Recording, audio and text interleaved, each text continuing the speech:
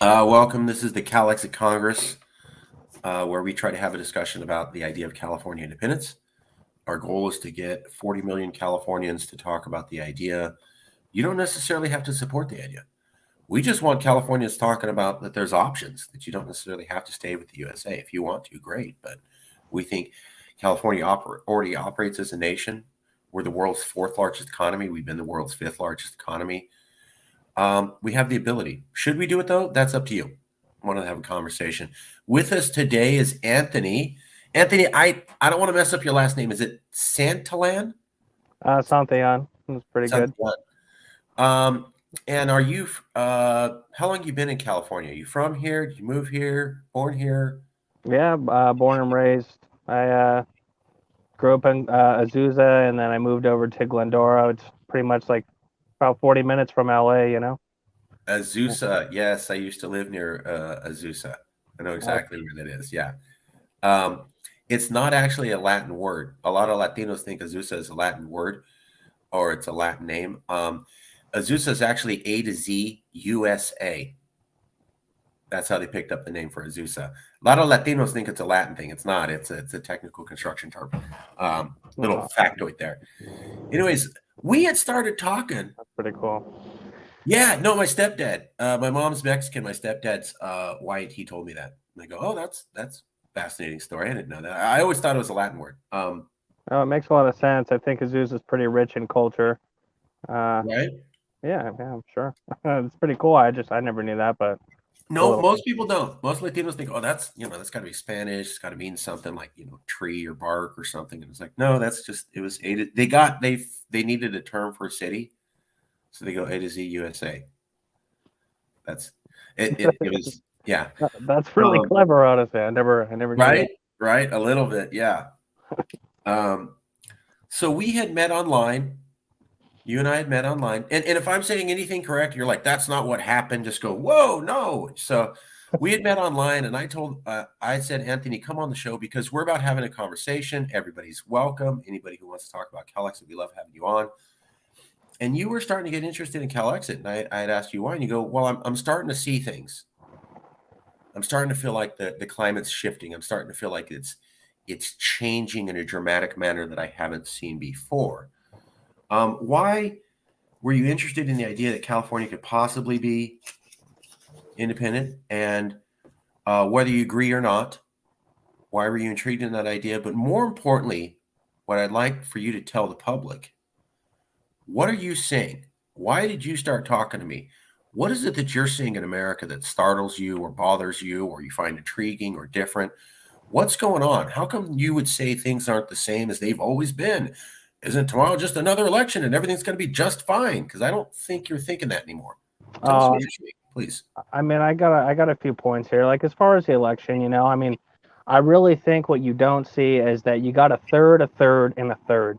You get about a third of the people voting Democrat, a third of the people voting Republican, and if you actually take a look, I mean, all you have to do is Google what percentage of the population didn't vote, and you literally get a whole nother third, and that isn't something that I think media covers, but it is an interesting group of, I mean, what do you even classify that as? And I mean, just off the bat, I found that relatively interesting, but what I see from like a personal level is when you look at businesses like unions, military, it's, oh man, I think people have gotten so distracted that it becomes more of a way of,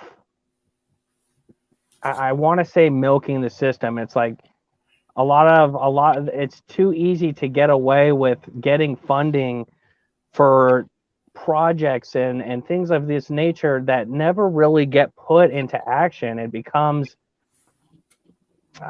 it's a bad infrastructure where there's no accountability.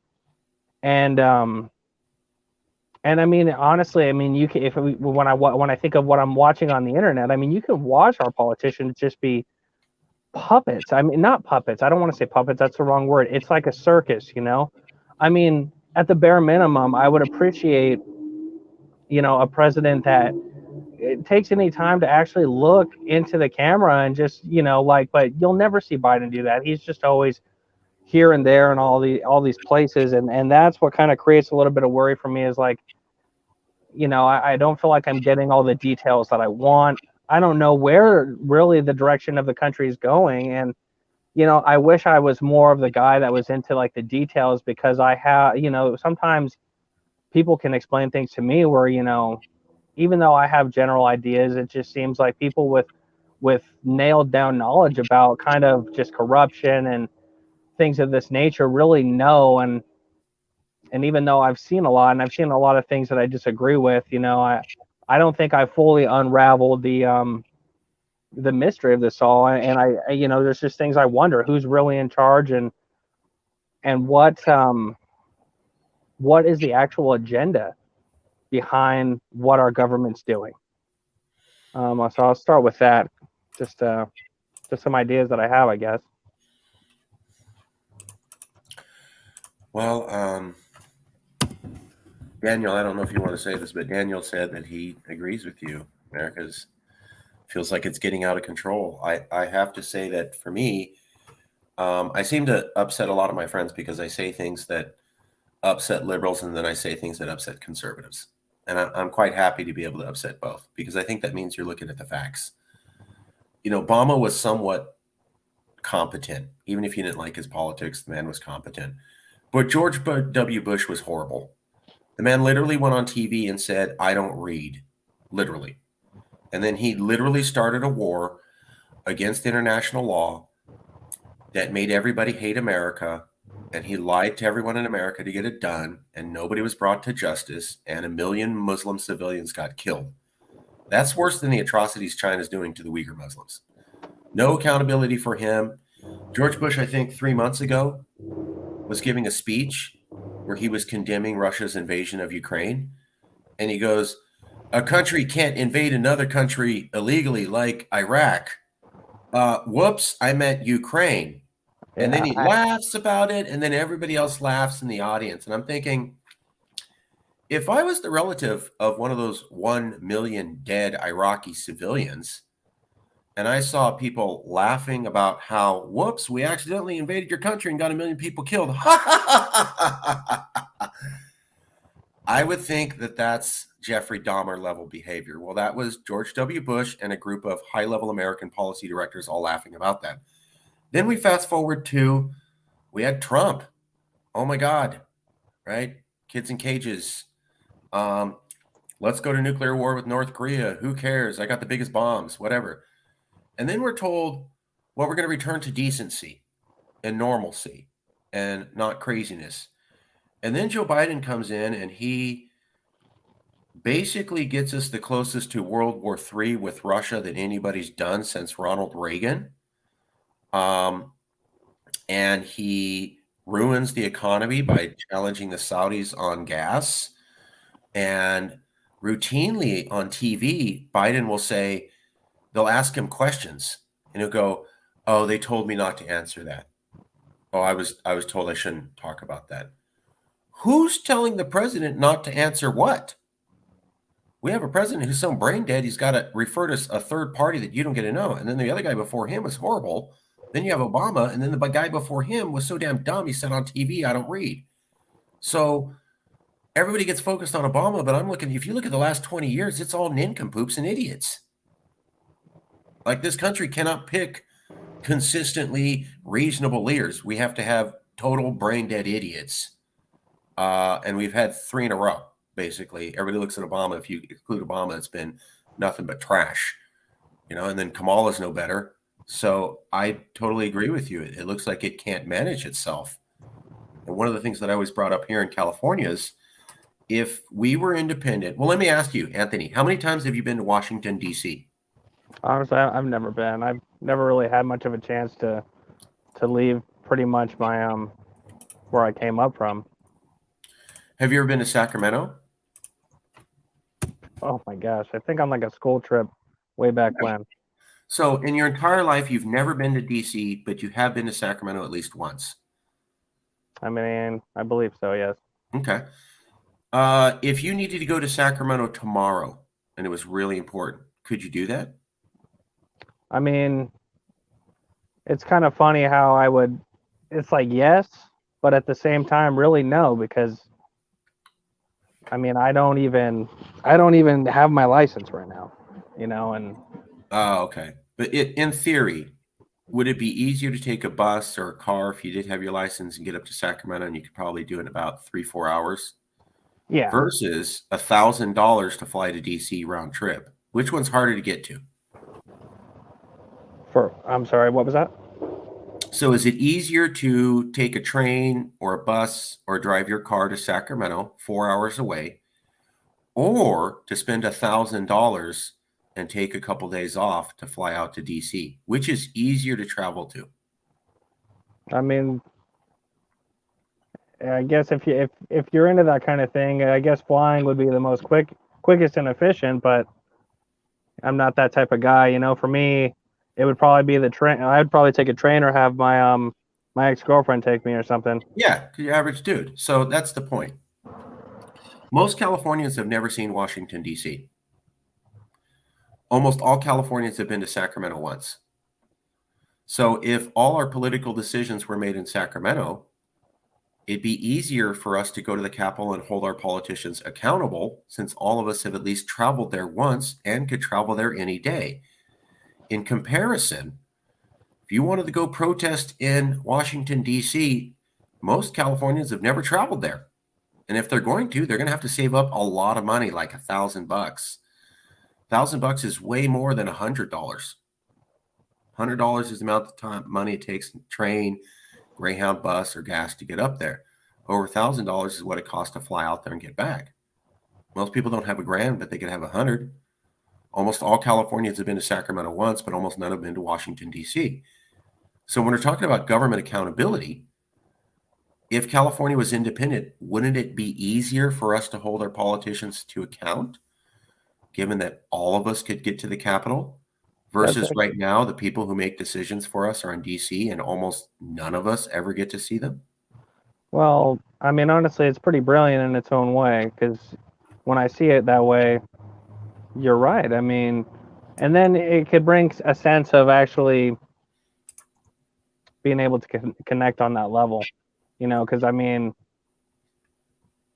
I think the separation, like it's extremely hard to keep anyone accountable when really you almost start to get the feeling that the if there is a secret society, it's always going to be the people right on the other side of what's happening inside the White House when you're looking at the president. It's almost like it seems like a joke at this point. And obviously I can't have any proof of that because really everyone might feel that way and have these kind of ideas about, what is that deep down to earth, like what are we really going after here, and what is the agenda. But I see what you're saying as far as since California really does have their own problems and enough economy to really sustain itself, it does make sense.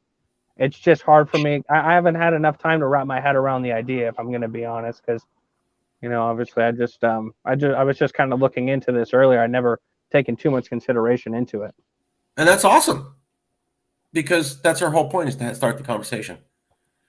When I took over, I changed the goal from trying to convince people that Calexit is the right answer to let's just get as many people talking about this and doing what you're doing. I never thought about it. Okay, well, that's all we want, is for you to start thinking about it. We want 40 million people to start thinking about this and having this conversation, because we think when you do, you're going to find out a lot of stuff you never thought about before. For example, a lot of people don't know that California already has its own militia. It's legal. It's been legal for 100 years. It's totally separate from the U.S. Army. It's an independent standing army. There's only 5,000 guys in it, though, but it's completely legal. A lot of people think, oh, we'd have to have our own independent army. We already have one. We also have the National Guard. We spend about $200 million a year in California just to fund our National Guard.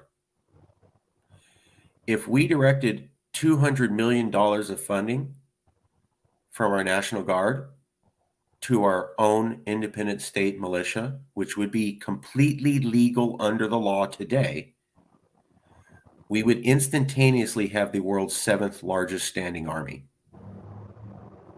Most people don't realize that.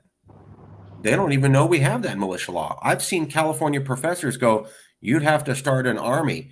That's a lie. They don't even know, which is why we want to have this conversation.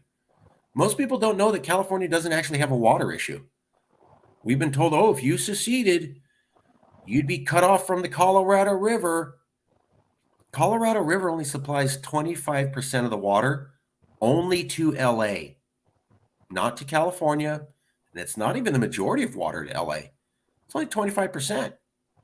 Also, the Colorado River is projected to go completely dry by the people who run the Colorado River.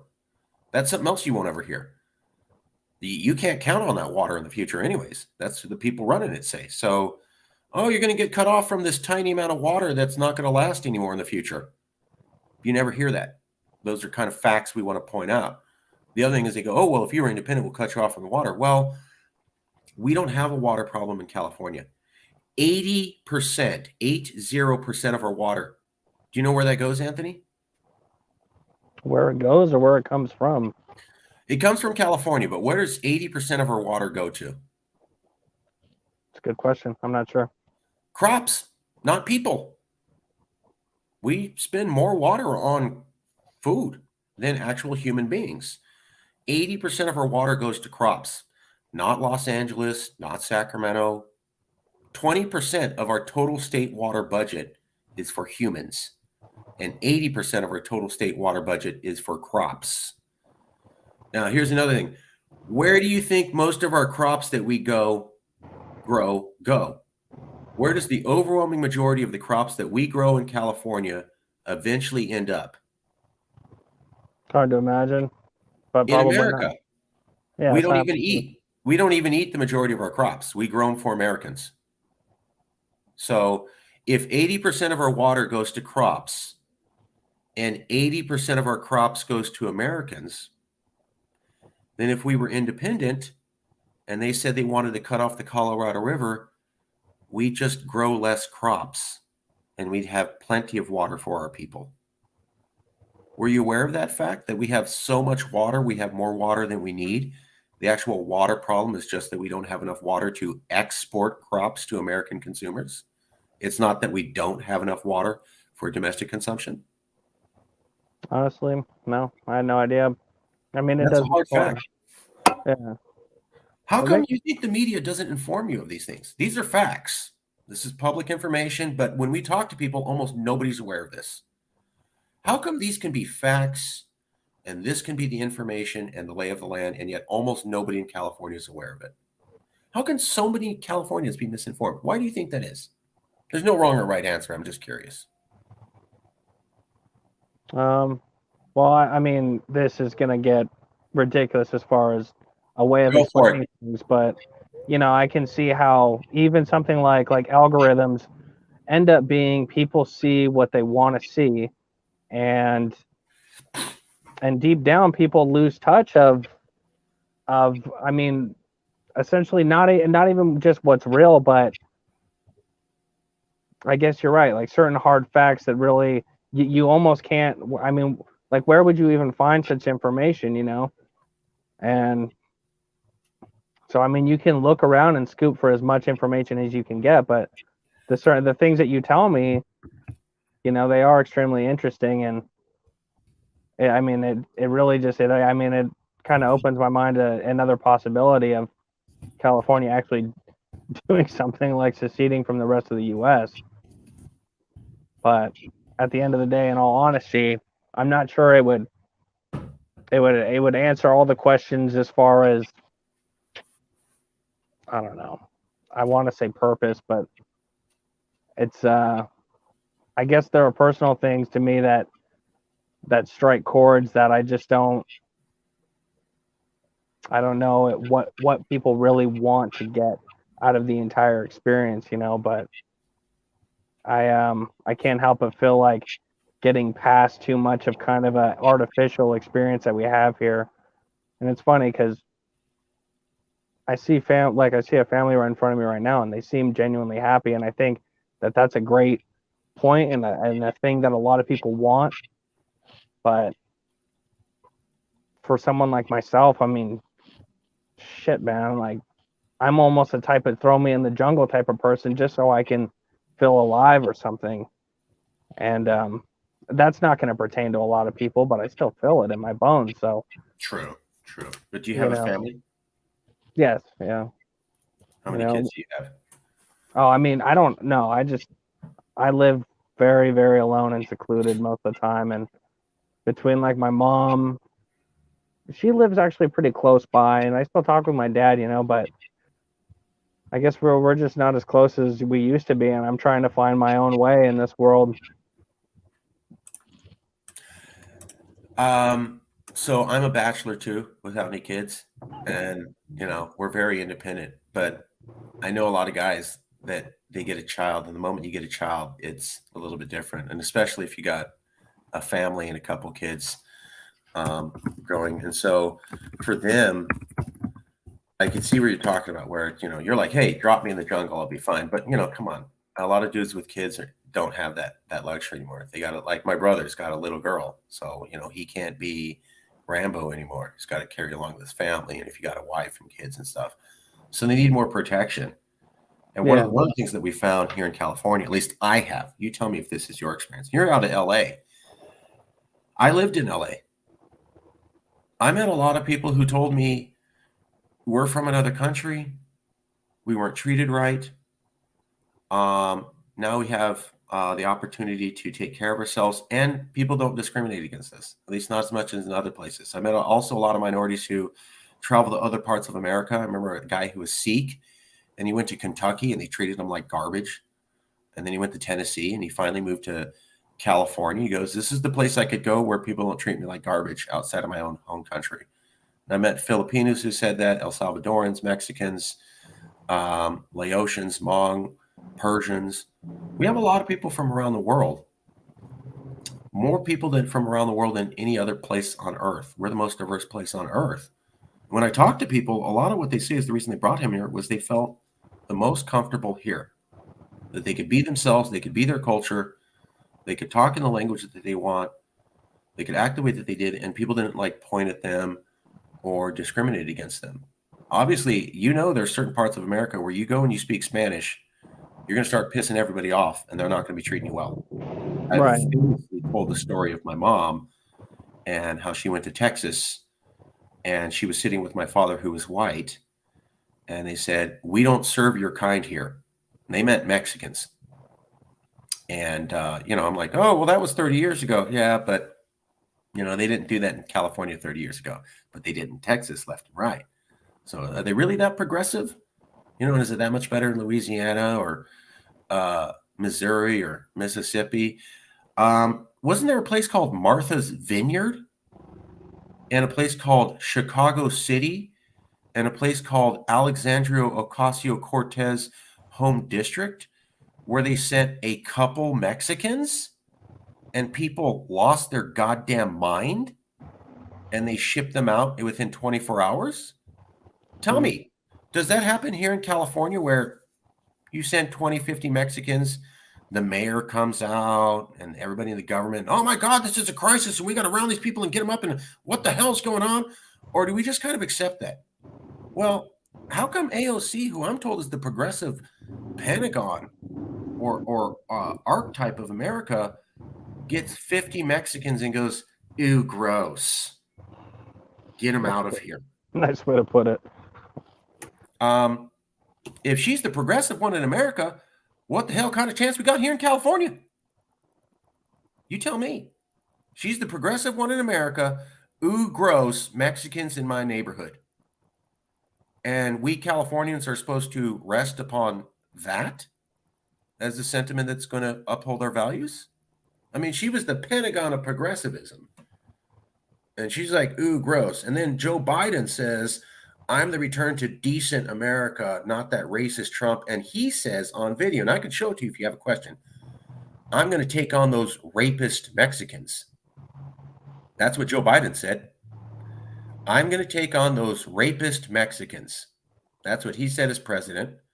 Then he also kept kids locked up in cages, just like Donald Trump. So my question to you, Anthony, is how's that different and decent?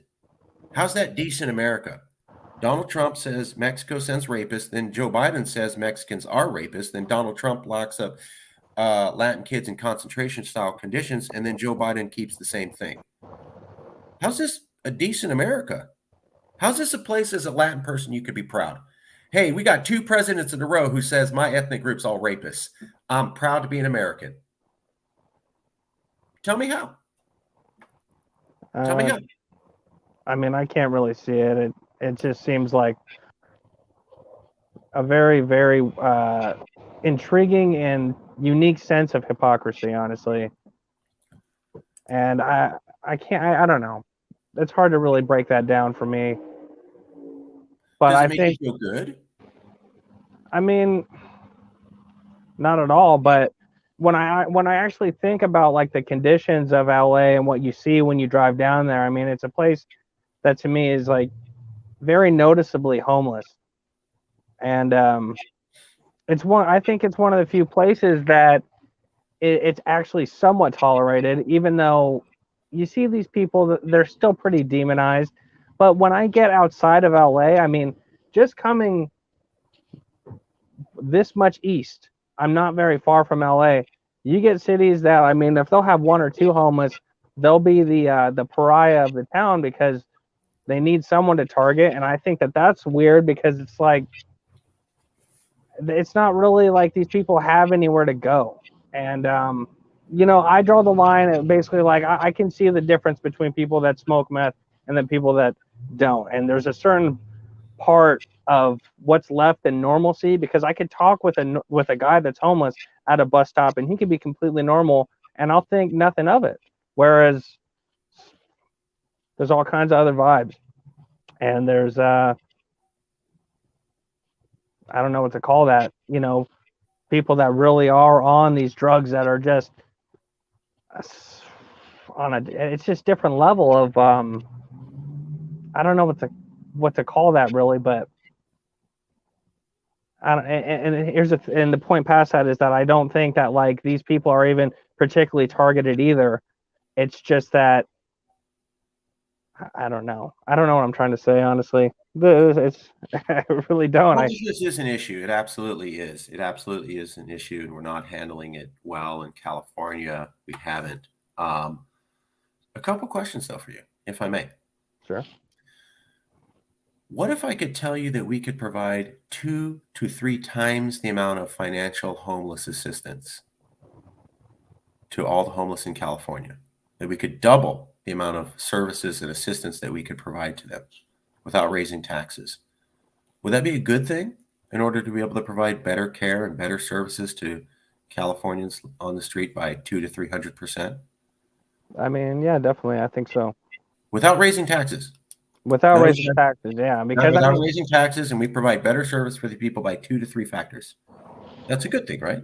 I would say yes, but I also, I mean, the reason I mention, and I hate to even say like tweakers, is because I think that if you're going to provide for people, there's got to be some kind of balance in it. I mean, they can't be out with bad intentions and that's another thing that it's like when they start giving up housing for homeless, I'm not so against it as I am as like what would there be left if there's not any good in them, if their intentions aren't good, if they're just going to make a ruckus. I mean, dude, people that like smoke that shit and just get all up on one, it's like, where? Okay, I mean, yeah, I mean, really though, and then it really makes me wonder where you draw the line as far as that's concerned.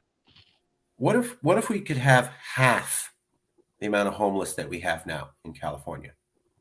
Would that allow us to handle the situation better? If we could reduce the amount of homeless by 50%, do you think that would allow us to handle the remaining homeless better as a society? We drop that problem down by 50%. There's 50% less homeless.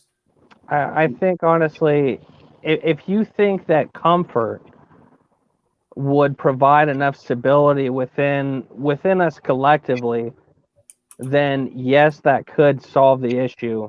But honestly, philosophically speaking, I'm not sure that really is the answer. You know, I mean, and it's really hard to say because I mean, you get people to at least be comfortable, and I'm not sure that's really what this is all about, or you know, you get to that point and then you figure out it wasn't the point in the first place. You know, we all have our parts to play collectively, but I just don't feel like there's this certain gap of freedom that people don't want to have, and that's the weirdest part. And I don't know why, like, if separating California from the rest of the states would make it better. It's hard for me to put it in those terms, but it might, because honestly, when you tell me the things that you tell me, you make a lot of sense, you know, and it's a lot of things that I haven't thought about. It's just, you know, where the only reasons I came to even look at, I guess, politics and a lot of things of that nature were starting to see things that, like, they were just so different than what I thought of as normal, that it made me really start to wonder, is like, well, I mean, where do we start drawing the lines? And if individuals can't draw the lines for themselves, then I mean, what? You just have a world of absolute lunacy, you know? And Oh, I hear you. I hear you. One of the things that could I bring up a couple facts to you? absolutely. Yeah. Were you aware that 1/3 to 1/2 of the homeless in California aren't from California? No, I didn't know that. Were you aware that there's evidence of at least 13 other states who've had a policy for over a decade of, if they have someone who's on drugs or homeless, they just put them on a bus or a one-way ticket and drop them off in California, and that's the official policy of at least 13 other American states, to drop their homeless and indigent on us. Were you aware of that? No, I did not know that. So there's a show called Always Sunny in Philadelphia. It's a comedy show. They did an entire episode about how their uncle Charlie was crazy and you couldn't do anything with him. And at the end of the episode, they just put him on a train to California, one-way ticket. Wow. So they'll never see him again. They've also caught people in Nevada and Hawaii shipping people here. We've also caught people from Wyoming and Louisiana also shipping people here. Hey, they're homeless, they're indigent, we can't do anything with them. Ship them off to California. The weather's good. They're bleeding heart liberals. They'll take care of them. So let me ask you something. Being part of America versus being independent, would it be good that we could limit the amount of homeless coming in? Or is it good for us to stay part of America where we have no limits at all and they can just pump all their homeless over to us? Half of the homeless in America were in California. How'd that happen? We did it to ourselves? No, they shipped their people here. So is that good for us to stay connected to America where basically 49 other states view us as the dumping ground for the people they don't want, and there's literally nothing we can do about that? Or is that a bad thing? For the most part, I can't see how it'd be a good thing. You know, I can't see that benefiting our economy at all, or just benefiting the decent working people. You know, but is rather dumb thing to say is, I mean, California and just Los Angeles, I think, are still a hallmark of a place to be. Like, there's a weird pride in even for me living near LA, and I've never been a fan, honestly, of demonizing the homeless, you know, because it comes down to character, you know, but I mean, I think it's kind of funny to take the burden of another state and be able to shoulder it, really, you know, and show some true resilience as not just Americans but Californians, you know. But But are I we don't. handling it? I mean, we're taking them on, but you were just talking about how, you go down the streets, and I've been to San Francisco and LA too. Feces and needles doesn't look like handling it. Are we handling it well? No, no, not at all. Let me, Oh, go ahead. I want to ask you another question, if I may. So, homelessness has been around for a long time. There was this thing called the Great Depression in the 1930s. They also had a lot of homelessness then. I'm sure you've heard about the Great Depression. Well, we've dealt with homelessness for over a century. There's a federal program called the McKinney-Vento. McKinney-Vento. It's named after Senator McKinney and Senator Vento, who in the 1970s came up with federal assistance for homelessness. Right? Homelessness is not a new problem. We've seen this before. America has a federal program to send money to states to help with homelessness. Okay? Okay. So remember that. Official federal program is called McKinney-Vento Federal Assistance Program for Homelessness. We had 50% of the homelessness in America. We got 1/5 of the federal budget for homeless assistance from the McKinney-Vento Fund.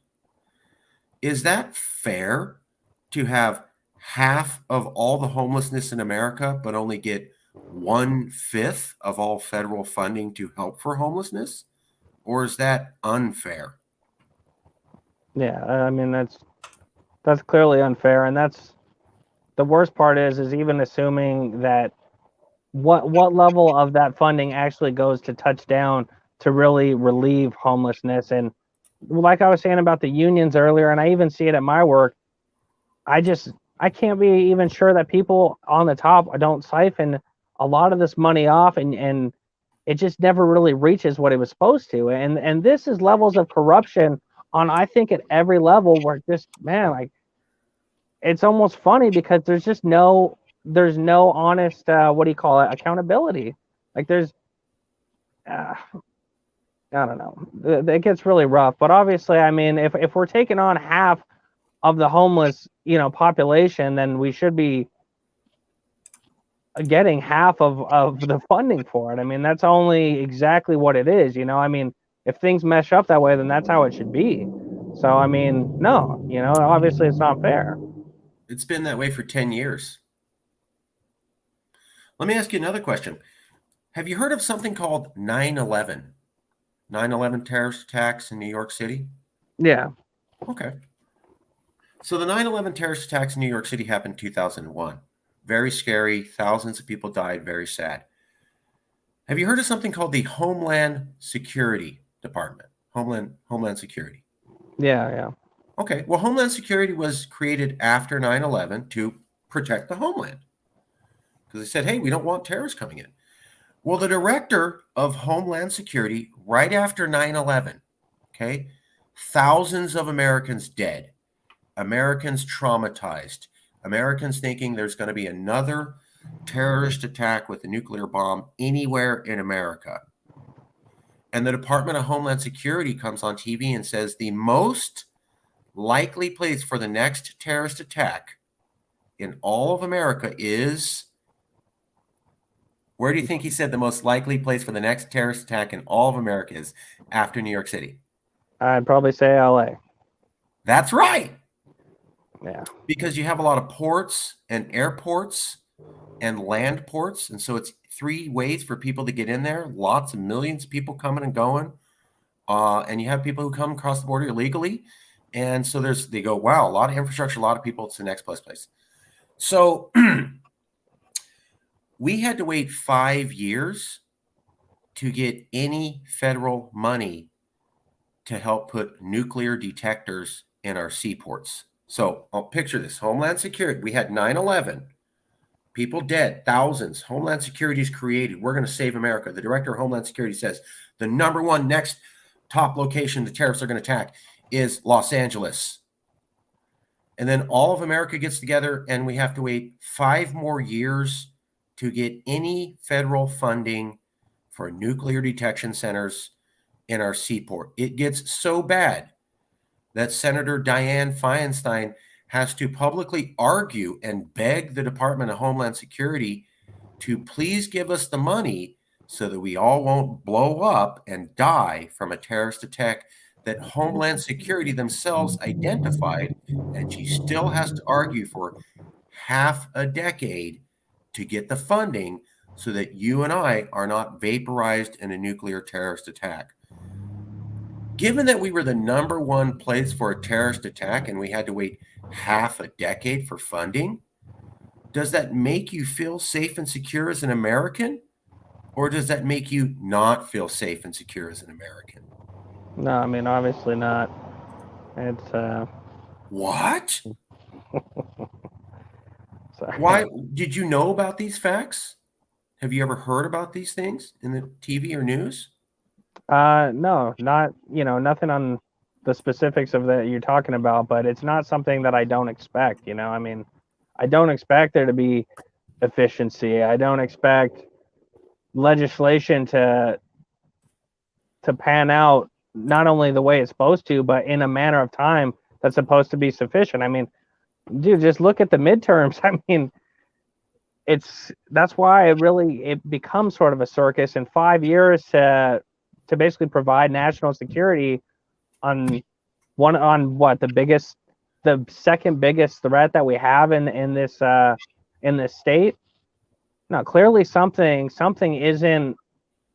not working there. I mean, that's just to say the least. And it's not like I work in politics, but it's pretty clear to see. I mean, what's the gap here? Where's the where's that line? Like, where's the nail on the head that gets these things done, or that even, because I mean, when I think about the funding that just kept going to Ukraine, I'm just like, why? Like, how are they just able to just keep taking our money without anyone really asking and then giving it to a different country? And that blew my mind too. But I'll go back to what you were saying. I don't know. Doesn't feel good, right? Not Doesn't really. seem like they care. Because I Yeah. just explained to you about the homeless issue. We got 1/5 of the funding when we have half of the problem. And then I just explained to you how we did 9/11, and the person who's the expert on 9/11 said this is the most likely location, and we had to wait for half a decade to get security. And supposedly the greatest, most powerful, most military successful country on the planet that human history's ever seen, we still had to wait half a decade to make sure that you and I weren't blown up. We're the world's fifth largest economy. Can't even do it as part of America. I mean, that's incredible to me. Were you aware that perhaps you've heard of the Hurricane Katrina and a city called New Orleans, and the hurricane wiped out New Orleans and broke their levees and killed a lot of people? Did you hear about Yeah. that? No, I remember. Yes. Well, Homeland Security said that ain't nothing. There's a levee over a city called Sacramento. And if it breaks, it will have more people dead and destroyed. And Homeland Security's also said that that levee is as weak as the one over New Orleans. It's just waiting for another big weather storm to come, knock it out, and kill everyone. Federal government's known about this for 10 years. Governor Schwarzenegger went on 60 Minutes 60 Minutes TV show to highlight this, and he's been begging for money. We still have yet to see federal funds to fix that. Does that make you feel secure as a Californian, given that after Katrina happened and it wiped out the levee in New Orleans, and Homeland Security knew about this, and then they said the most likely levee to burst in all of America with an equivalent level of death and destruction is the one over Sacramento, our capital. And then when our governor begs for money, he's told, nah, you get nothing. Does that make you feel like a country that cares about your security? Remember, they just did this to you on 9/11. Does that make you feel like, we have a government that worries about our security and is going to keep us safe, and it's really good that we got this big military because we can prevent from terrorist attacks, we can prevent from natural disasters? Or do the stories that I told you make you feel like, well, they'll just let us slip through the cracks, and if bad things happen, they're going to go, oh, we're sorry. Whoops, accidents happen. Yeah. I gave No, 3 different examples. Which one do you feel as an American? no, I think that's exactly how it makes you feel. Like, they'll just let it slip through the cracks and not really care.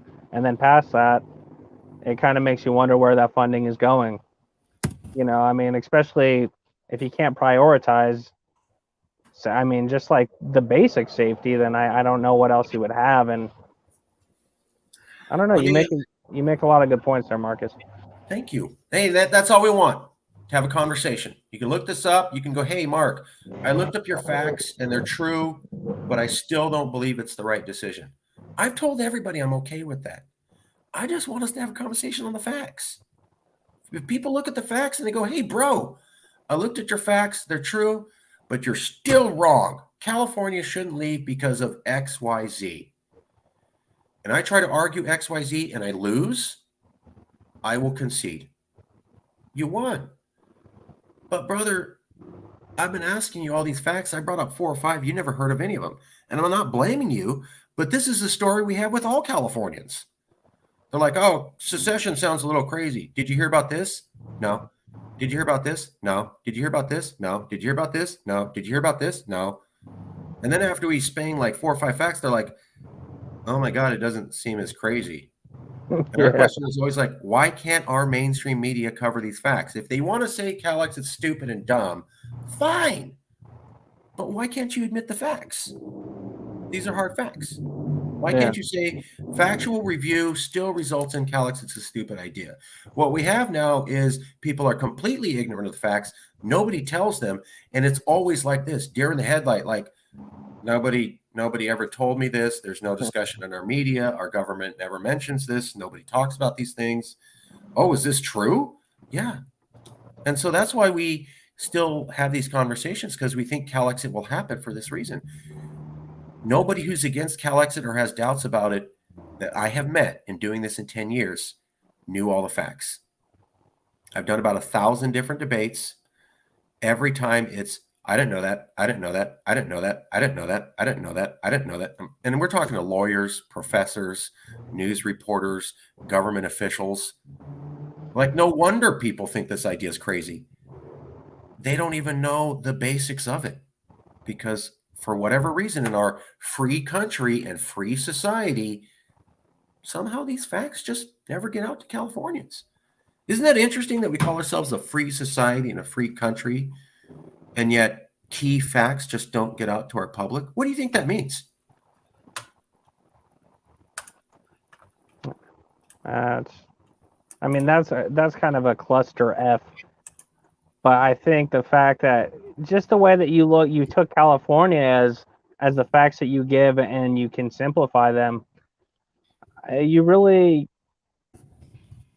put a lot behind it, so it's not something I had seriously considered, but it's a really great talk point, and it brings a lot to think about. But I wouldn't know where you would start unless it was with someone like you, really, because I don't think it's what I can't even articulate what our media really tries to cover, but it's never as micro as you can do it, and as you're doing it, as you present. So it's just very interesting, to say the least. And you're gonna make me cry. Oh. Well, let me introduce you to the website calexit.podia.com, where you can find out all sorts of information. Also, Yes California YouTube. If you go to Yes California on YouTube, you can find videos where I break down all this stuff. Hey, since you brought it up, this is good info, right? Go to Yes California YouTube, or you can go to yescalifornia.podia, and you can learn about this stuff. That's all we want. Just want people to have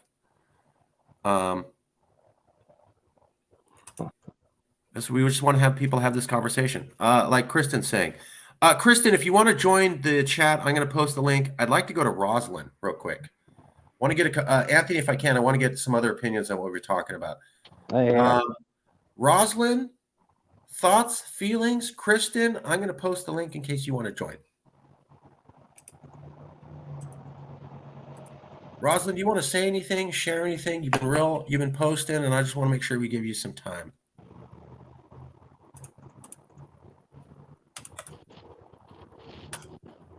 Okay, well, I will continue to post her comments. Kristen, I'm posting the link here. That's the StreamYard link. Here is the link to join. If anybody wants to join us, you can click on that link and you can join. Let's go to this comment from Kristen. I don't think California needs to be separate of America, but we do need to understand that we are better than America. I would definitely say we're a different culture. I've always felt that California is a different culture than American culture. Anthony, how do you feel on that topic? How similar are Californians to Americans? I couldn't picture it being. I couldn't picture many states would really know what it feels like to be here. I think if you're in California, you're used to being around more people more often, and with that comes a little bit of tension. You got energy bouncing around, and it takes a lot. It takes a lot to deal with that kind of pressure all the time. I think if you're more in rural parts of the world and a little bit more spread out, you really might not get it. And you even mentioned earlier, it's hard for me to imagine places that still maybe have roots in some kind of racism and things like that. But I don't feel like you see too much of it here, really. But I could just be kind of sheltered, I might not be looking for this type of thing, but I really don't think people could imagine. I mean, it's hard. It's not easy being a Californian, I mean, just look at what housing is costing. I mean, you're looking at near $500,000 for any house around here, and I don't. If you didn't do everything right, from starting with good parenting that tells you you're gonna have to make such and such to get to such and such. You need to keep good credit and all these things. Then what? Then you got to sit there and look back and just go, oh shit, well they didn't tell me in time. Now I'm like, and that can't be. I realize it's hard for people that made it in life to empathize with every other subsection, but dude, it's hard to look at people that have made a good life for themselves, knowing like, damn, it might not ever happen for me, or some people that just straight up give up. But I mean, you'll see any of that in California as well. I mean, it's just a very diverse, crowded, and kind of a wild place to live, and I can't say that, like, with Kristen's comments, she said we're better. I kind of giggled when I read that, but I think we got a lot of heart here. I'll say that. I think we got a lot of heart in California. I mean, I like seeing their sports teams win. I mean, things like that. It's minor, but it is a detail that goes along with just living here. Let's go to Rosalind. Rosalind, are you there? I know you're sewing. Hi, I'm here. I'm trying to multitasking. Well, what do you think of the conversation? We've talked about how there's a lot of facts about California people don't know. We've talked about how this is an important discussion to talk about about the possibility. What are your feelings? Oh, and do you feel California culture is different from American culture? I 100% agree. I moved out of California in 2016 to Southern Utah, and then I lived in New York City. What was it, 2021 through recently? And I just feel like the people of California are most empathetic, caring people I've been around, and stuck out like everywhere besides California. Okay. So Rosalind says she 100% agrees. She's lived in New York. She's traveled around. Californians have a different culture than Americans. And in her opinion, the people of California are the most empathetic. I would agree. Anybody else in the comments? Silent Mike, if you want to post anything. Rich, Daniel, Anthony, let me go back to you. Is there any questions that you had? We're talking here. Is there any questions that you have that you'd like to ask us, or anything you've ever wondered about? If California was independent, how are you going to fix this, or how would you handle that issue? No, truthfully, I mean, I think I have a lot to process, and just in general, talking to you, Marcus, has been very, very interesting to say the least, and I have to admit, if you're going to get to a point where you're going to make politicians out of us all or try and figure out some of the more complex problems, it's not going to be an easy road for any of us. And so in that, I don't know. I mean, I guess the only thing I can think of is if you see a light at the end of the tunnel, I would hope that you would share it, because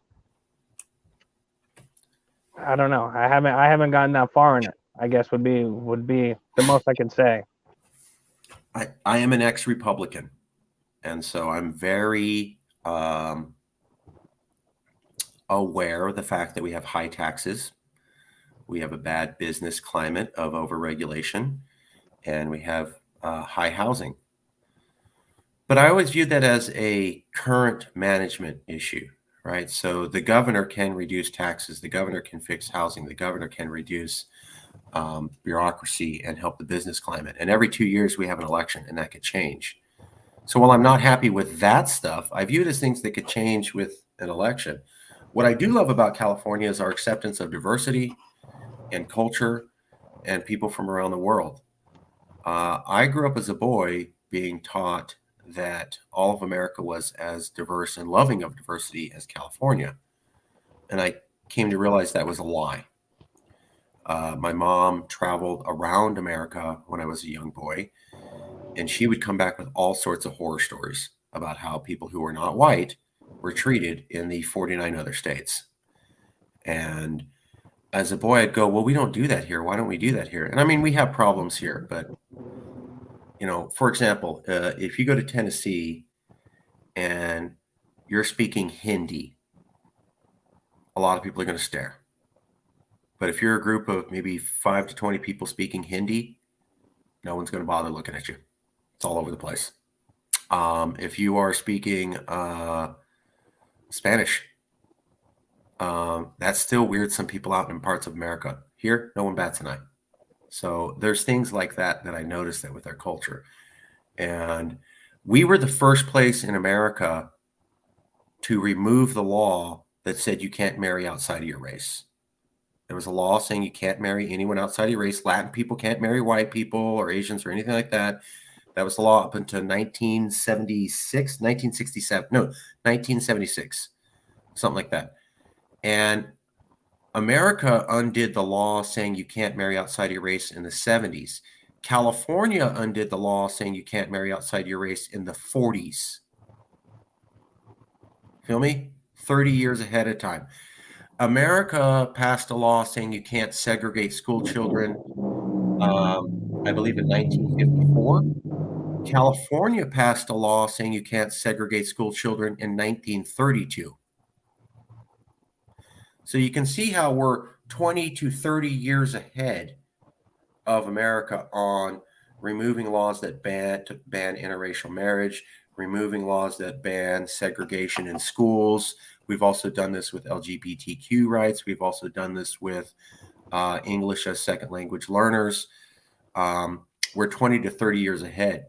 And so when I look at an America where we have presidents who say Mexicans are rapists, both of them, 2 in a row, and where it's cool to have brown-skinned children sleeping on cement floors, locked in cyclone fencing for 24 hours a day with no access to bathrooms and having to pee in plastic bags.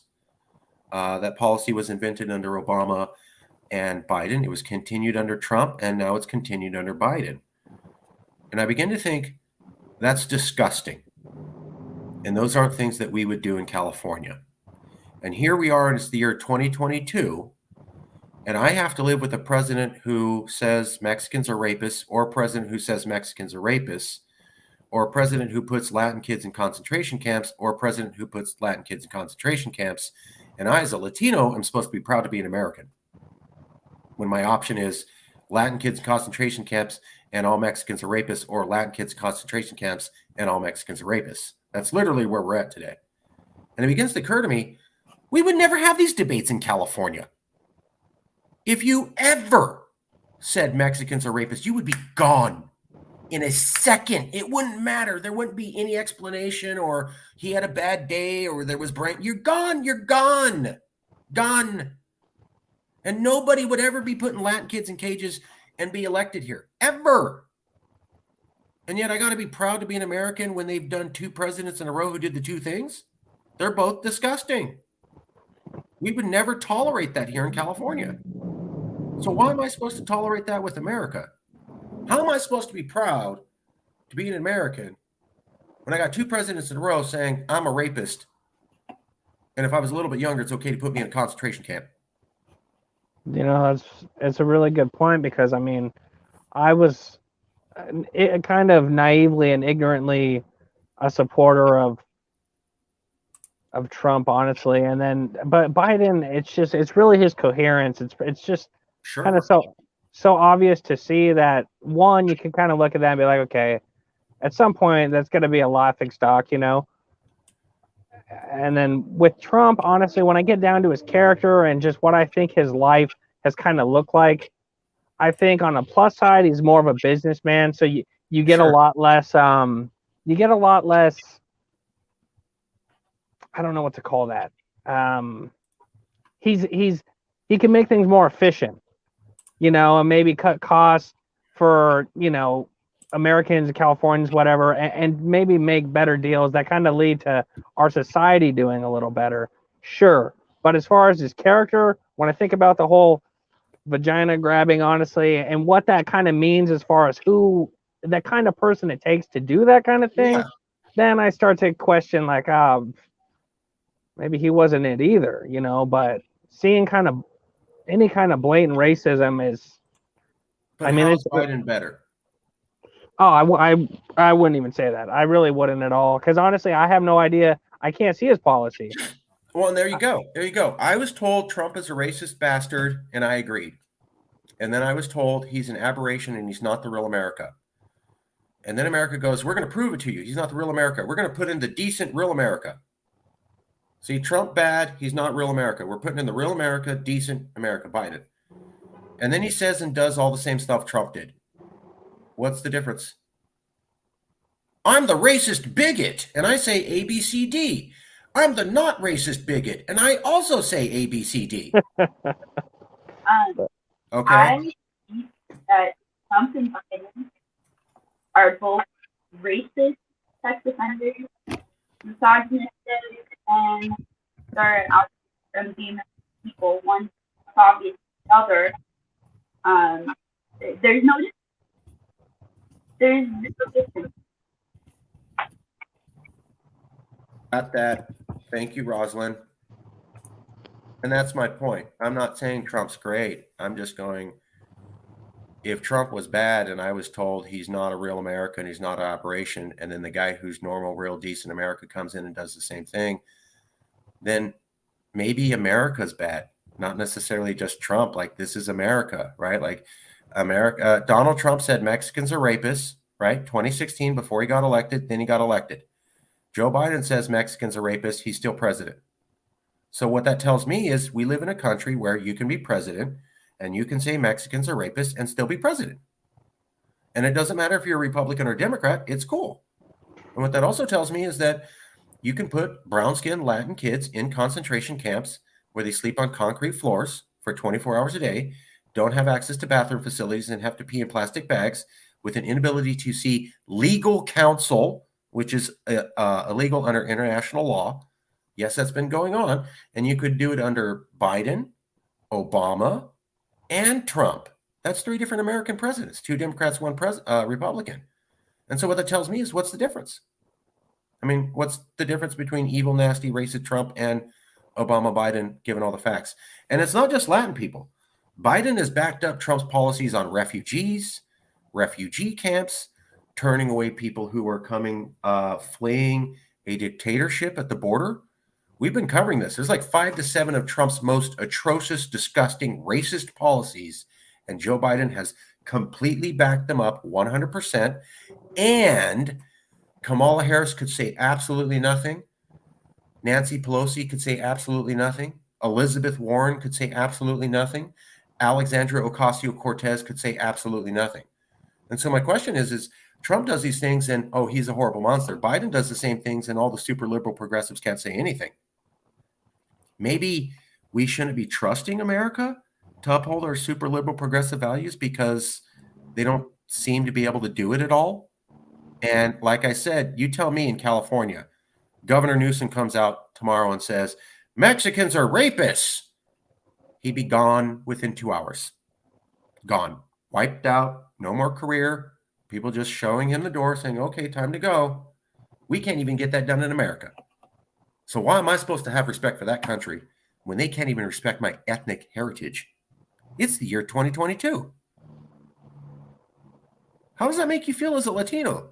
Two different presidents say you're a rapist and your people are rapists.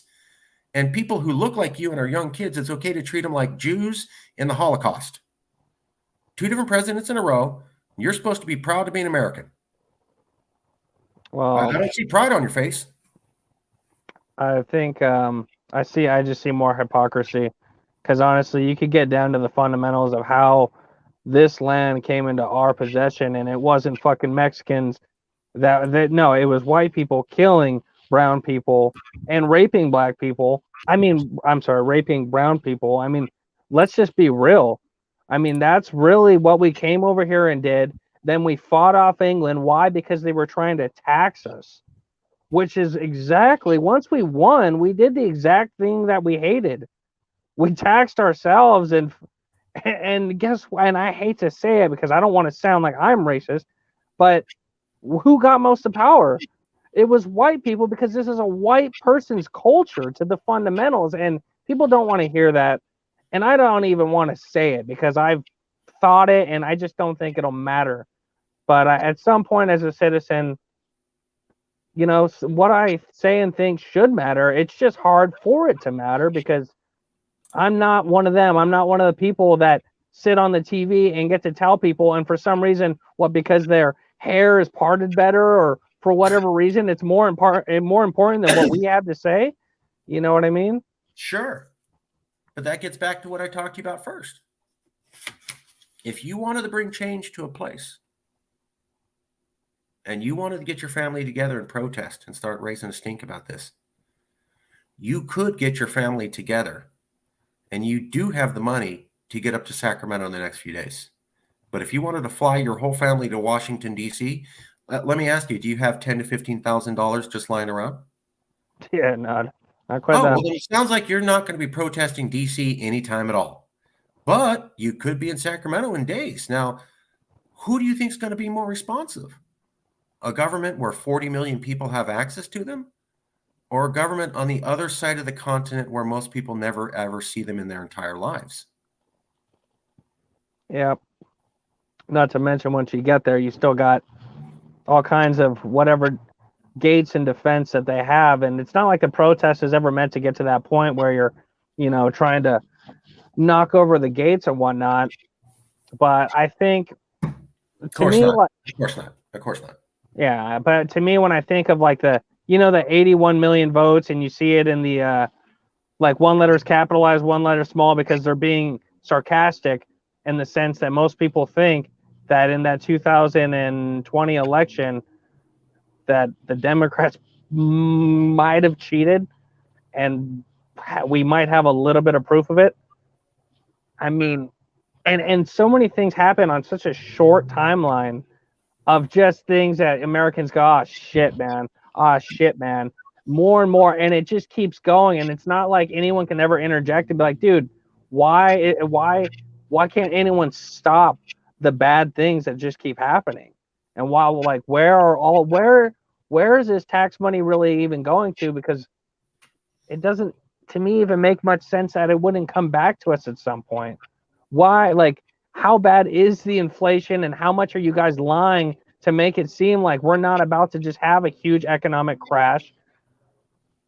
We're supposed to be an open society, one of the last great open societies, and yet still there are bits and pieces of us that they're starting to feel a little bit like China and a little bit like Russia, aren't they? I mean, if they could put you on lockdown, if people can lose their jobs for not getting a shot for a disease that really just kind of came out of nowhere a little bit, but you could still lose your job for not doing that. It gets a little bit too much to be like, what do you call that? Marxism or something, you know? Whoa. Hold on. I got a problem here. Sorry. I like you, but I got a problem.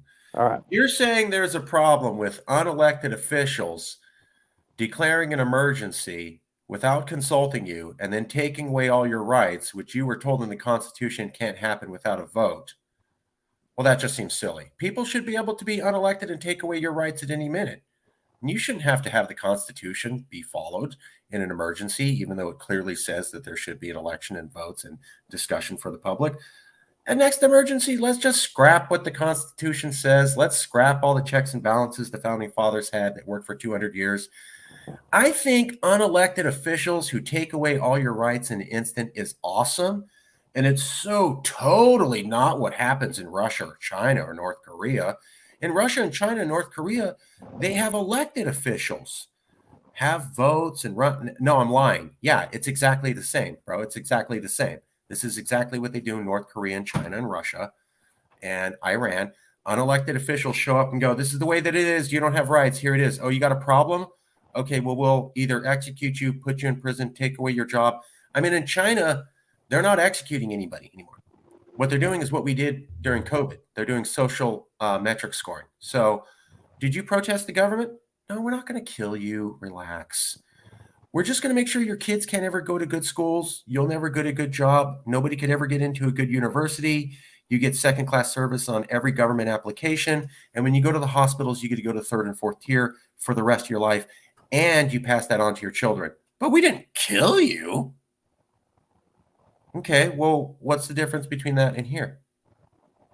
I don't want to take my vaccine. Fine, your kids don't get to go to school. You don't get to have a job. You don't get to do this. You don't get to do that. Everybody hates you, and now we're cutting off your access. How's that different from China? Not very much. I what? think. Yeah. And what? Shocking! Shocking! You're supposed to say, hey, buddy, red, white, and blue, totally different over here. I have to say I got vaccinated. You take long mandate vaccine. It's also no different than mandating our bodies with the abortion ban too. So our government is obsessed with controlling our bodies for any reason. That's a good point. How come they can mandate an abortion ban, and then how come they can mandate vaccines for everybody?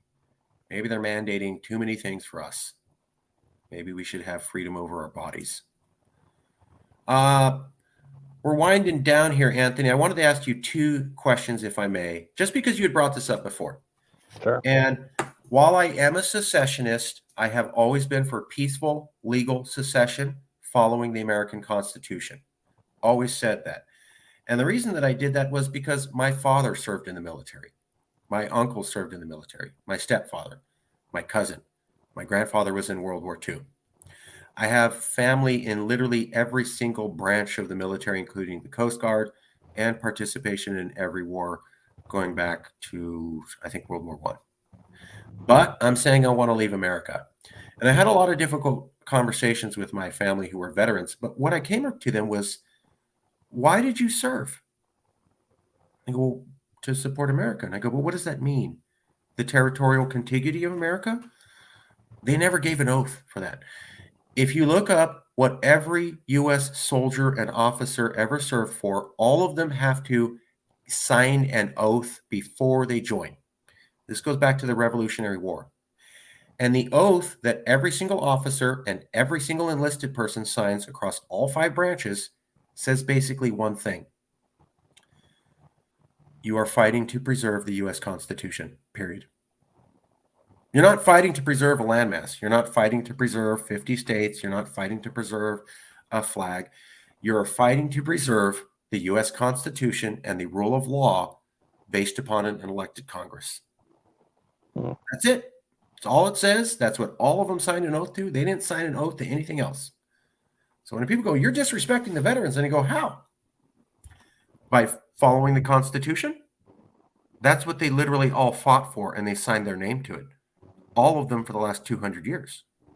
So in fact, I think I am honoring the veterans. And I've had this conversation, and I've argued many veterans to a standstill. When they go, oh, it's this, it's that. And I go, did you sign that document? Well, no, I just think that. Did you officially give a pledge to a uniformed military officer of higher rank to you saying that? Well, no, it's just a thought I've had. Then it doesn't mean anything. What you signed and what you gave an oath to a superior officer is your actual oath. This other stuff is just stuff you think. I don't care. Hey, I fought in the U.S. Army because I want dinosaurs to come back. Great, man. That's not why. So, here, following the Constitution, you said you wanted to follow the Constitution. We are honoring the soldiers by following the Constitution, and that's why we're committed to peaceful and legal independence. I wanted to make that clear. But something you said grabbed me. How do you feel about this? I have a lot of respect for our military, even though I think they're used mostly for conquering other countries. But I have a lot of respect for the service members. I think those are decisions by elected officials, and I never blame active personnel for decisions elected officials made. There was something called the Vietnam War. A lot of people participated in that. Nobody asked to go to Vietnam. The elected officials sent them there. So if there's a problem with wars, it's the elected officials and it's top level generals, not the people, colonel down. They don't choose where they get to go. They go where they're told to. Yeah. Nobody ever asks, hey, I feel like fighting a war in this country. Hey, great, buddy. We'll start a war and send you over there. You go where you're told. Okay, your property. My dad told me to this. When you become in the Army, it says GI. That means government issue, which means you are now legal property of the government. That's what that phrase means. So people go, GI Joe. That means government owned Joe. Government issue means government owned. It's an old legal term going back pre-World War II. But here's the point. Here's the question for you. If we honor and respect the military in America, is it a good decision to give $40 billion to Ukraine and at the same time tell our active service members, sorry, we can't raise your pay to deal with inflation. Why don't you all active service members just go on welfare? Is that a good thing? $40 billion to Ukraine. And then at the same time, for a fraction of that money, we can't raise the living standards of our own active duty personnel so that they are above the poverty line. And instead, the United States government 1 month ago told all active duty personnel who are dealing with inflation, go on welfare. Is that cool? Is that cool? I mean, it's like a slap in the face to our servicemen. What? Huh. Of course it's wrong, but this doesn't surprise me because our government has a thing spending our money on wars or international conflicts that are none of our business and have millions of problems in your home country. Also, veterans make up a lot of the homeless population. So the government doesn't support them either. Exactly. Good point, Rosalind. One more question here. So we went through this thing called COVID-19, and they shut down the economy. A lot of small businesses were crushed. Big part of the American dream is people having their business and being able to pull themselves up. So 3 months ago, we said we're going to give $40 billion to Ukraine. And on that same day, the exact same day that the American government authorized $40 billion to Ukraine, they said we're not going to give the same amount of money to help small businesses in America recover from the COVID-19 recession. So all these small businesses had their businesses shut down by the government arbitrarily. Very damaging. And then America says, hey, we have enough money to either fund a war in Ukraine or help our entire small business class get out of this recession, the likes of which we haven't seen in a century. And our government said, no money to help small business people come out of the recession that we caused on them. You can just suffer and collapse your business. But all the money you want for Ukraine. I remember seeing that happen. It was like they let small businesses take a huge crash and most likely go out of business.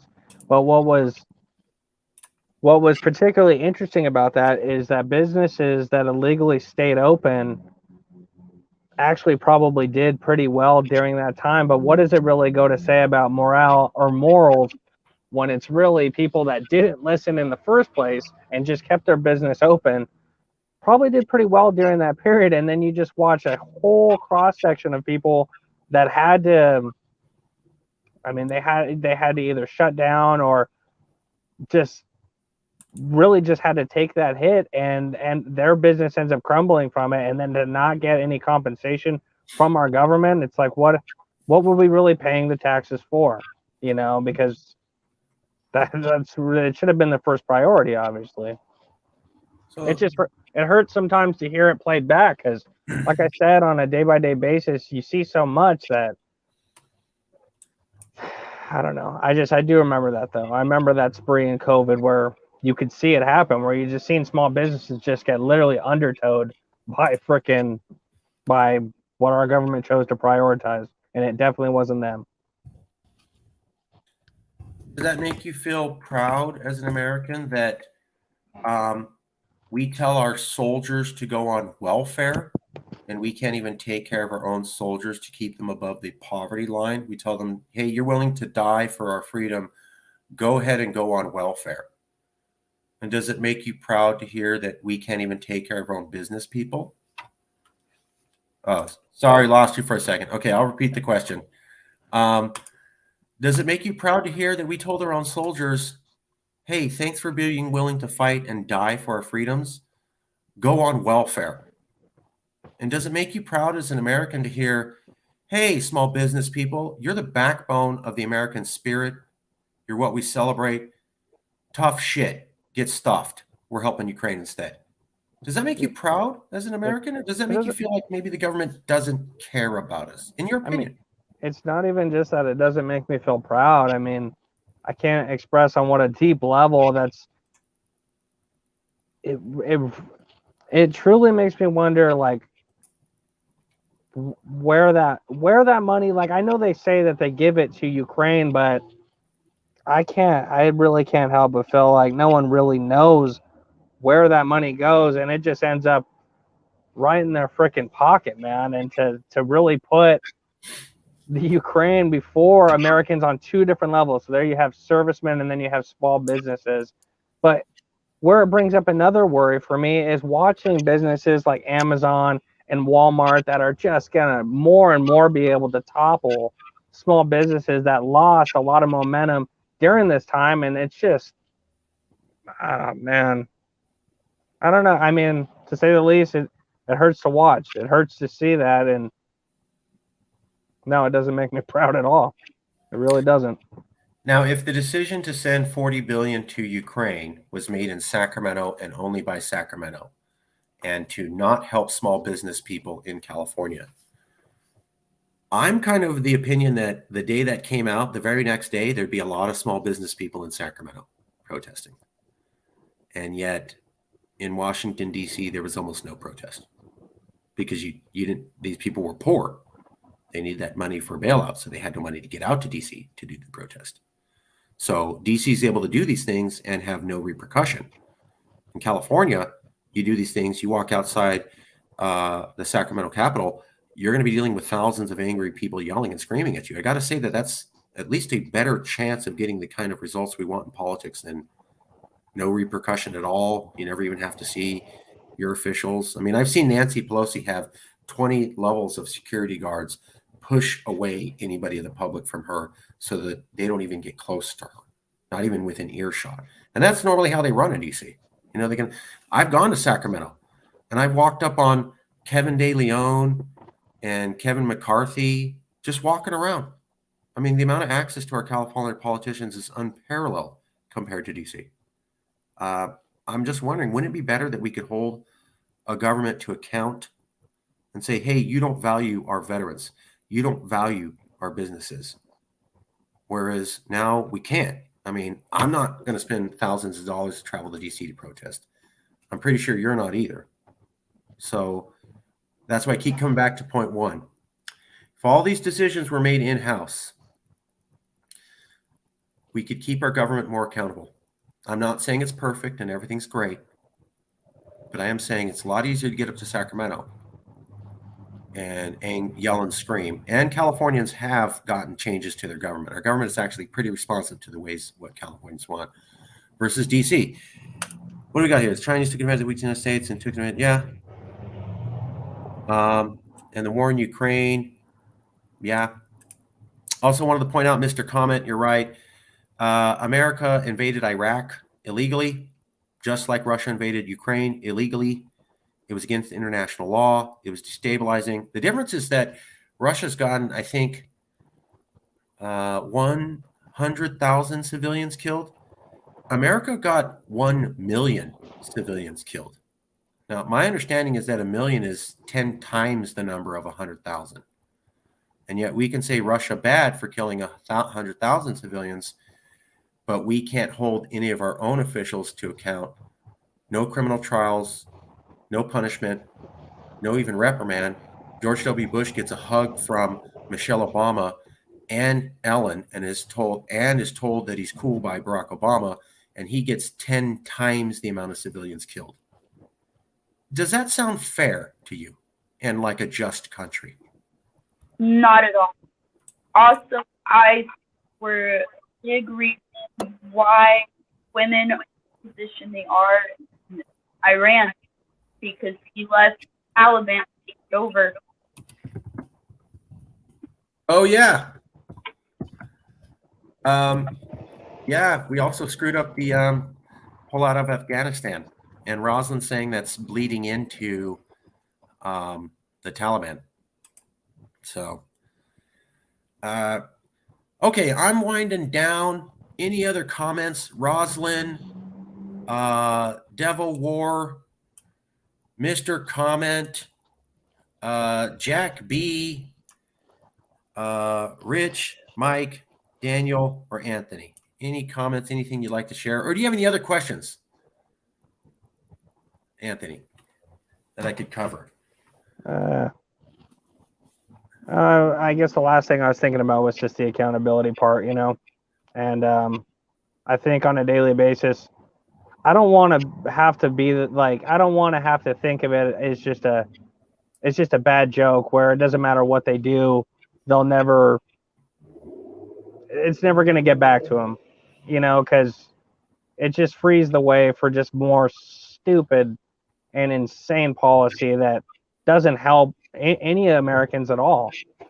But there's so many levels to it. How do you ever get to a point of ever like getting through to any of our politicians that, look, I can't even say I was saying, you know, Democratic or Republican policy was what I was really looking for, as far as just where's the character, where's the accountability, where's the information, and just being kind of like having a genuine sense that what we feel and what we're trying to accomplish is relevant to them, or, you know, that we're being cared about or looked after, because it just hasn't felt that way in a long time. And there's no reason people shouldn't be mad about that, because at the end of the day, it's all of our money that pays for the stupidity. It's and that's kind of that, you know, that's what hurts, is, you know, you got to pay to watch things that you don't want to see, and that just makes no sense, you know. So I guess that's kind of my final thought on a lot of this, but I think about a lot of this a lot, so, you know, it's hard for me to narrow it down all the time. Do you find it a subject worth thinking about more? How California could be independent and how things might provide better services and better governance for you? Is at least worthy of more thought after having talked with us? Oh, definitely. I mean, I think something out of what you mentioned, I wanted to take a look at the U.S. Constitution, because I feel like I got to know exactly what is on it, so that I can know just how far off we've gone, because I know that I seriously doubt politicians are looking directly at the Constitution to make the decisions that they're just going about at this point, you know. And it just makes me think, because even our servicemen, I've always thought of it on two different levels. It's like they are kind of government issue, and a little bit of backbone of the society and the just whole institution of justice. But if justice ever gets to a point where they need to stop, I hate to put it like this, but stop pointing the guns at civilians and turn around and realize it wasn't even us the whole time. You know, it's like, like the real justice would be people being able to think for themselves and really, make that kind of decision within themselves. Like, hey, maybe it wasn't just so blindly one way this whole time, Anyway, that's all I got on that. I agree. I'm so glad you came on. I'm so glad we were able to do this, and I hope everybody saw. And if I'm saying anything wrong, please tell me. But Anthony, I hope you felt like I wasn't trying to put a conclusion in your head, that I was asking questions. Marcus, you're nothing but eye-opening, man. And I'm glad I came on, man. I was nervous before I came on, and you got great knowledge, man. I appreciate all of it, and I appreciate you having me on. So it was worthwhile coming and talking to us. We were friendly. We didn't bite you. It was somewhat painless. Is that fair? Yeah, definitely. In the email that I sent you, we have links to the shows every Sunday. Everyone's invited. I sent Anthony, everyone's invited. You can come, you cannot come, whatever you want. But Anthony, if you read down that email, we have links to some of the other documentaries we did. So there's a documentary by Warner Brothers Music. There's a documentary by CNN. And there's also a documentary by Different Things Podcast. And that'll walk you through a lot of material, just that stuff there by itself. And we're always here for the conversation. I hope you guys saw this. This is what we want to do. We want to have the conversation. I didn't try to tell Anthony, you got to believe this way. What I said was, were you aware of these facts?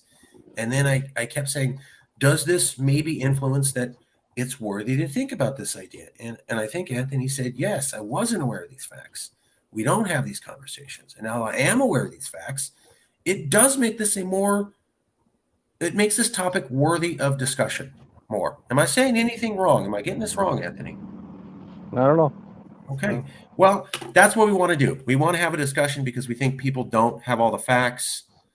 And that once people had the facts, we think it would happen. But even if it doesn't, and we end up with a Californian where at least 3/4 of the population is aware, and they honestly come from an informed position and say, we don't like this, then I'll quit.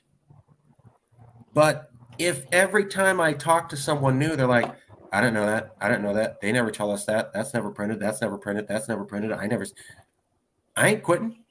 I want a fair debate. I want to be defeated in a fair debate where the facts are acknowledged and it's still, you lost. We looked at all that and the conclusion's still X. What we're getting now is, I don't know any of your points, but I'm sure you're wrong. We've got to flip that. Got to flip that to an educated discussion. And if we lose the debate, I will accept that. What I will not accept is trickery and pretending like these facts don't exist. So, for example, in 2016, when Calexit was big, there was at least 20 different professors who would come on TV and say, there's no legal path to secession. End of story. That's a lie. The Supreme Court ruled after the Civil War, that you could secede with, quotes, consent of the states. So you can't unilaterally shoot your way out.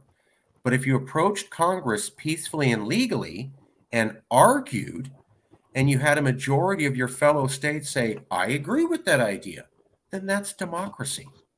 That's following the Constitution. That's going through the government. And if a majority of the states say, hey, you're free to go. We had a discussion. We were informed. We had a free and unfettered vote.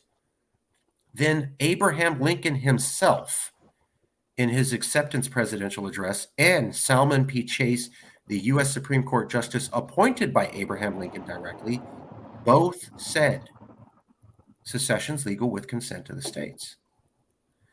But in 2016, we had 20 different professors go on TV and say, not true, never happened, there's nothing like that. So that's the kind of world where we live in, where experts can straight up lie and misinform people. And that's why we keep doing this. And I think it has something to do with why whenever we talk to people, they don't know about any of the facts that we're talking about. Because the media has experts saying the exact opposite and lying directly to them. So maybe there's connection. Maybe there's not, but maybe there's connection. You get a bunch of professors and lawyers get up there and straight up lie to the public. Maybe that's why the public doesn't know the facts, because you're intentionally lying to them. So possibly, who knows? I can't prove any of that. I mean, it kind of proves itself, but what?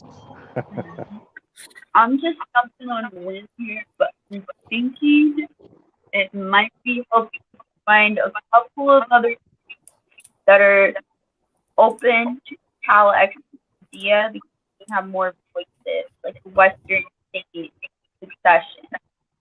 Just an idea, but it could be helpful. 1 second. ROZLYN.